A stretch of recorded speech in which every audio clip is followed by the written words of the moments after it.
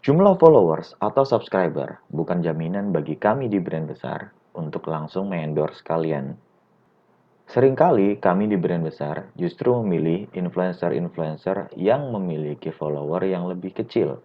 Jadi buat kalian yang tertarik untuk menjadi influencer, namun masih bingung bagaimana cara memulainya, atau kalian yang sudah merintis karir kalian di dunia influencer, namun endorsan kalian masih begitu-begitu aja, simak 5 tips atau cara yang terbukti efektif supaya kalian lebih disukai brand dan menghasilkan endorse-endorse yang lebih banyak daripada sebelumnya.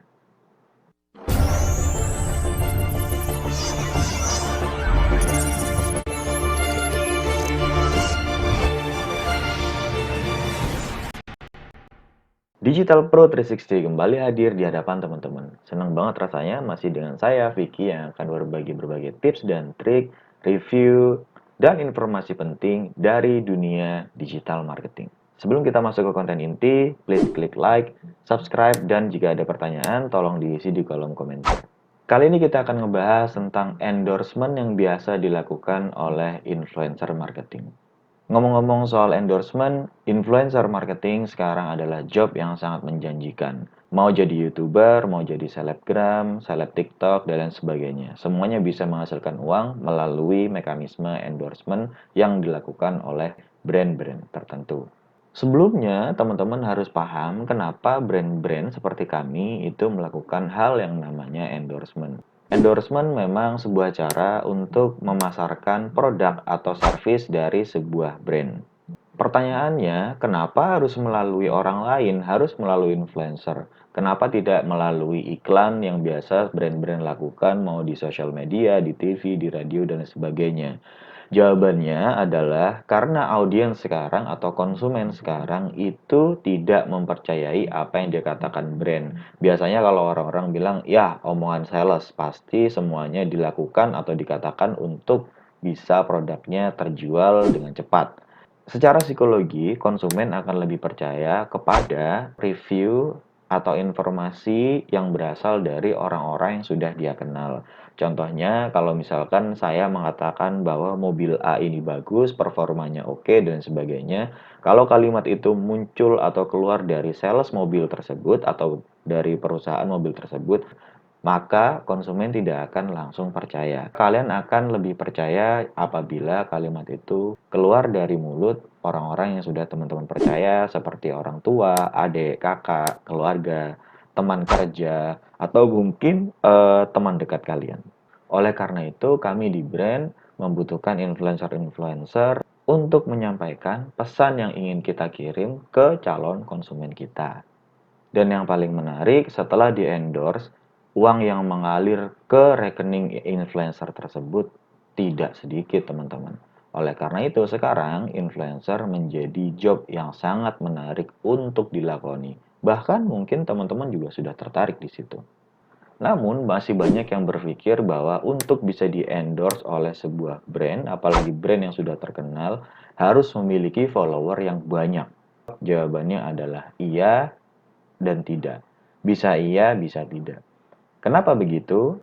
Setidaknya ada 3 alasan yang membuat saya mengatakan iya dan tidak. Yang pertama, follower besar memang menjanjikan exposure yang besar. Artinya, ketika kita meng-hire seorang influencer dengan follower yang besar, maka pesan yang ingin kita sampaikan terhadap produk atau service yang kita miliki itu akan sampai ke lebih banyak orang dibandingkan apabila kita meng-hire influencer yang followernya lebih sedikit. Namun, exposure yang besar itu harus dibayar juga dengan biaya yang besar pula. Saat ini banyak sekali influencer-influencer yang memiliki follower yang besar atau kita sebut sebagai makro atau mega influencer menerapkan red card atau harga yang tidak masuk akal sehingga kita dari brand sering kali mengurungkan niat untuk meng-hire influencer tersebut karena memang harganya udah nggak masuk berdasarkan hitung-hitungan bisnis yang kita miliki. Kemudian faktor kedua, biasanya makro atau mega influencer itu memiliki engagement ratio yang kecil. Apa itu engagement ratio? Engagement ratio adalah perbandingan total activity dari akun-akun yang melihat postingan teman-teman, baik activity berupa like, comment, atau save video, dan lain sebagainya dibandingkan dengan total akun yang dicapai atau di reach oleh postingan teman-teman. Sehingga kalau misalkan postingan teman-teman nge-reach 100 orang, tapi yang like atau komen dan save video hanya misalkan 20 orang, maka engagement rasionya adalah 20 per 100 kali 100%. Kira-kira gambaran besarnya seperti itu. Poin ketiga yaitu follower yang lebih kecil biasanya memiliki niche yang lebih sempit dan lebih spesifik. Follower yang lebih kecil juga berinteraksi lebih banyak dengan follower-followernya sehingga dia lebih dipercaya, omongannya lebih dipercaya oleh follower-followernya. Dan biasanya follower kecil, influencer yang followernya kecil itu memiliki kedekatan emosional yang lebih tinggi daripada influencer-influencer yang memiliki follower yang lebih banyak. Nah, itulah tadi saya bilang kenapa ketika engagement ratio tinggi, artinya banyak yang nge-like, banyak yang komen di akun kamu, artinya kepercayaan follower-followermu terhadap postinganmu itu akan lebih tinggi dibandingkan dengan akun-akun influencer yang memiliki engagement ratio yang rendah. Oleh sebab itu, kamu yang memiliki follower yang kecil, yang baru merintis karir di dunia influencer, tidak perlu berkecil hati. Begitu juga dengan kamu yang memiliki follower besar, tapi masih belum dapat endorse dari brand-brand terkenal, atau endorse-mu hanya bernilai kecil-kecil, itu-itu aja. Kamu perlu simak video ini, 5 tips atau cara yang efektif untuk menggait hati brand-brand besar, supaya mereka mau melakukan endorsement melalui akun kamu. Kita langsung aja masuk ke tips yang pertama. Yang pertama adalah pahami cara brand untuk menyeleksi influencer yang akan mereka gunakan. Seperti yang sudah saya terangkan di video-video saya sebelumnya, teman-teman bisa lihat di sebelah sini, bagaimana cara kita untuk menyeleksi influencer. Itu tiap service atau produk yang kita keluarkan dari brand besar selalu disertai dengan adanya Stratcom yang mengiringi proses rilis dari sebuah produk atau service ini. Stratcom ini berisi target audiens atau calon konsumen yang akan kita sasar. Isinya meliputi atribut-atribut demografi seperti gender, usia, interest, kemudian lokasi atau domisili, atau atribut-atribut lain seperti tingkatan ekonomi, kemudian jenis relationship atau jenis pekerjaan, dan lain sebagainya. Nah, Stratcom itu lengkap. Ini yang kemudian dijadikan pedoman buat kami untuk meng-hire influencer-influencer yang followernya mirip dengan atribut-atribut produk atau service tersebut. Contohnya, jika produk yang di-launching ini memiliki target audience adalah anak-anak muda yang berusia 18-25 tahun dengan gender kebanyakan wanita, ambillah contoh 70% dibanding dengan pria 30%, memiliki interest misalkan kuliner, tingkat ekonominya adalah menengah, maka kita akan mencari influencer-influencer yang followernya memiliki atribut yang sama atau minimal mirip dengan atribut-atribut yang sudah digambarkan di Stratcom tersebut. Saya jamin hal ini adalah sangat basic dan teman-teman harus kuat pengetahuannya di sini. Ini akan menjadi dasar sebelum kita melangkah ke tips kedua, 3, 4, dan 5. Nah, tips yang berikutnya adalah kenali dirimu dan biarkan netizen mengenalmu. Setelah poin pertama sebelumnya saya bilang itu adalah poin yang dasar, maka poin kedua ini adalah poin yang paling penting. Teman-teman harus tahu diri teman-teman sendiri. Teman-teman harus tahu kelebihan kalian apa. Teman-teman harus tahu kelebihan teman-teman yang bisa dijual di sosial media itu apa. Kenapa saya mengatakan begitu? Karena setiap orang semua terlahir dengan kelebihan dan kekurangan masing-masing. Tidak ada orang yang sempurna, dan yang paling paham mengenai kelebihan teman-teman sendiri adalah kalian sendiri, bukan orang lain. Nah, dari kelebihan itu, teman-teman pilih kelebihan apa yang bisa dijual dan pertahankan image tersebut. Teman-teman harus mulai belajar yang namanya personal branding. Kalau kalian tanya, kelebihan apa yang biasa ditonjolkan oleh orang-orang? Banyak sekali. Jadi, kelebihan itu bisa saya kategorikan sebagai kelebihan fisik atau non-fisik. Kelebihan fisik itu seperti mukanya cantik atau ganteng, kemudian bodinya montok atau bodinya atletis, rambutnya bagus atau giginya putih, pantatnya bahenol. Nah, itu adalah kelebihan-kelebihan fisik yang bisa teman-teman tonjolkan. Yang kedua, kelebihan-kelebihan non fisik seperti kecerdasan atau keterampilan. Keterampilan itu kan ada macam-macam seperti keterampilan mendekor ruangan, keterampilan untuk mendesain sebuah desain, keterampilan untuk mengolah video dan sebagainya, atau bermusik, masak dan sebagainya.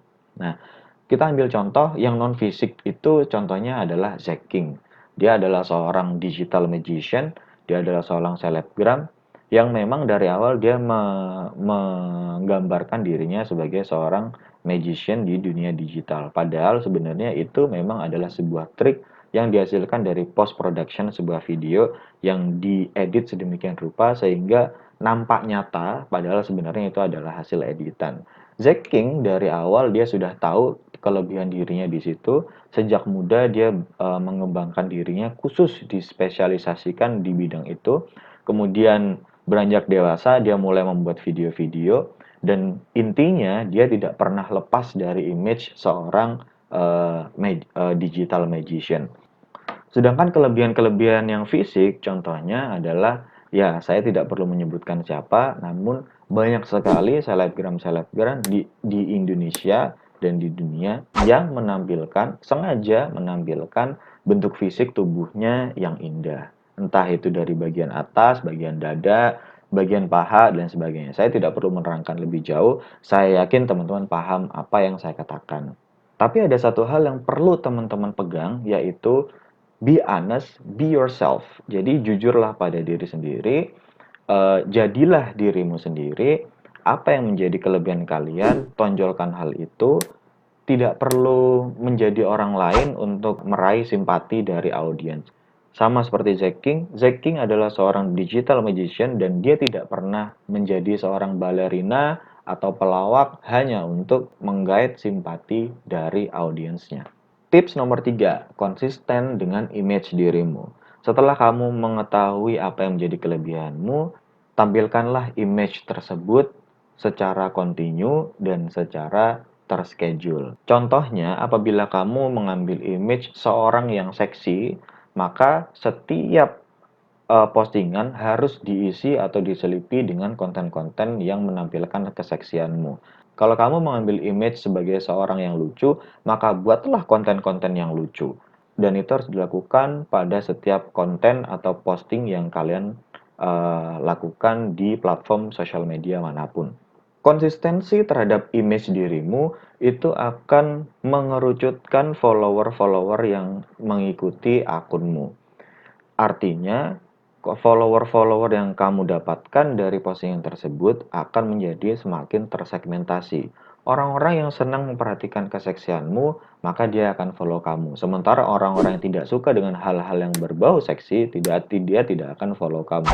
Begitu juga dengan orang-orang yang menyukai atraksi komedimu atau konten kelucuanmu, maka orang-orang yang tertarik dengan hal-hal yang lucu, dia akan memfollow akunmu. Sementara orang-orang yang tidak menyukai komedi, dia tidak akan memfollow akunmu. Kenapa pengerucutan segmentasi audiens atau followermu ini penting? Karena kami di brand lebih menyukai akun-akun influencer yang lebih spesifik dibandingkan dengan yang broad, yang semuanya masuk segmentasi dari segala umur, dari segala gender mah ada dua, dari segala interest, dari segala strata ekonomi dan sebagainya. Jadi itu tidak fokus. Nah, kami lebih menghargai akun-akun influencer yang fokus terhadap beberapa atribut yang dimiliki oleh follower kalian. Tips nomor 4, kenali sosial media, kenali audiensnya, dan kenali cara berkomunikasi di tiap sosial media tersebut. Caranya bagaimana? Ada di video saya di sebelah sini. Silahkan kalian explore video itu. Itu memberikan gambaran yang jelas masing-masing audiens di sosial media. Tapi yang jelas, yang bisa saya ulangi di video ini adalah setiap sosial media pasti memiliki audiens yang berbeda-beda. karakter audiensnya juga berbeda-beda, cara berkomunikasinya juga berbeda-beda. Jokes di Twitter tidak semuanya bisa diterima ketika jokes itu dibawa ke platform Instagram. Begitu juga dengan Instagram ketika dia dibawa ke Twitter, bisa saja konten itu tidak bisa diterima. Apalagi kalau kalian bawa ke LinkedIn, gitu ya. Sehingga pengetahuan terhadap sosial media yang ada di sekitar kita itu menjadi penting. Kita ambil contoh, sosial media TikTok dengan usia yang kebanyakan anak-anak generasi Z dan milenial dari usia 13 sampai 18 dan 18 sampai 25, maka ketika kita mau menjadi seleb TikTok, maka ketika kita membuat konten di TikTok, kita harus memahami bagaimana generasi Z berinteraksi terhadap sebuah konten. Apa yang mereka sukai, bagaimana behavior mereka ketika mereka menerima atau mengkonsumsi sebuah konten. Pindah ke Twitter yang usianya lebih mature, Facebook juga sama, Instagram juga sama. Dengan demografi yang berbeda antara Facebook dan Instagram, interestnya juga berbeda, teman-teman juga harus memahami bahwa masing-masing generasi berkomunikasi dengan cara yang berbeda.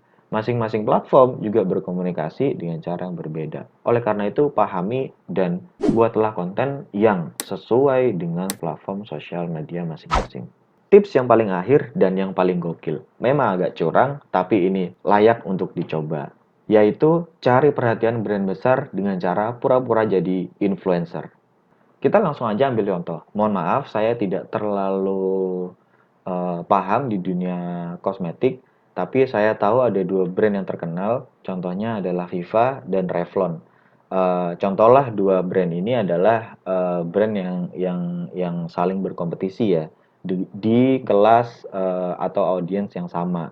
Kalau kalian sudah menargetkan salah satu brand, contoh kalian ingin di-endorse oleh Revlon gitu ya.